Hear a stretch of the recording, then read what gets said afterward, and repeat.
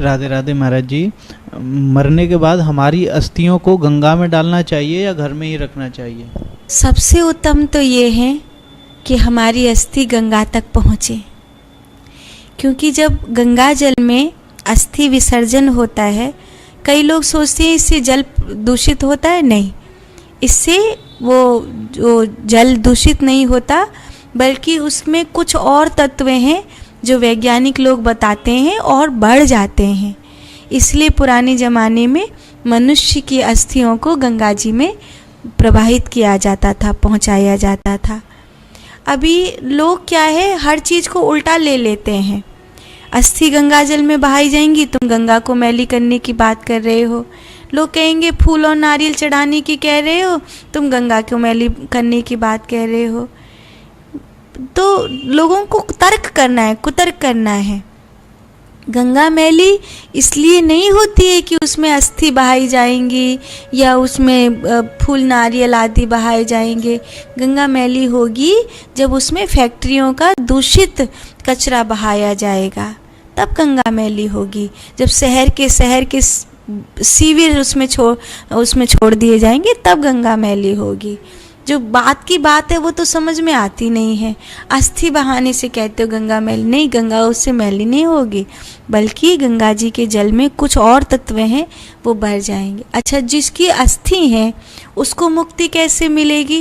क्योंकि गंगा जल में एक अपूर्व ताकत है। तो जब कोई मर जाता है और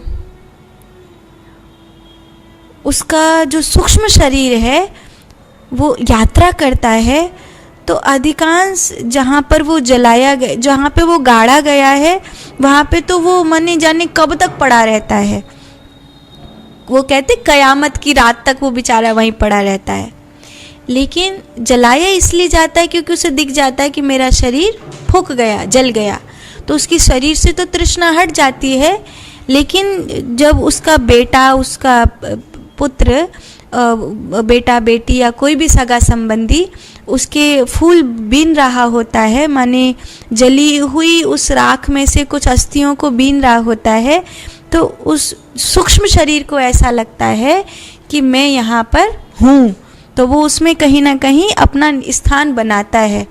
तो जब उन अस्थियों को गंगा जी पहुँचाया जाता है, तो उन अस्थि के सहारे वो सूक्ष्म शरीर गंगा जी तक पहुँच जाता है। वैसे उस सूक्ष्म शरीर को गंगा जी तक ले जाना बहुत कठिन था, लेकिन उस अस्थि के सहारे वो यात्रा कर लेता है और वो गंगा जी तक पहुंच जाता है।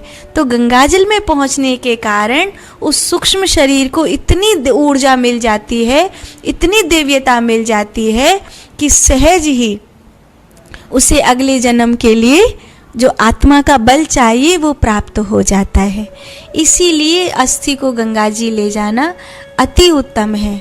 अगर घर में आप रखना चाहते हैं तो जहाँ वो अस्थियाँ रहेंगी वहाँ पर उनका वास रहेगा, इसमें ऐसा मानना पड़ता है। साधु।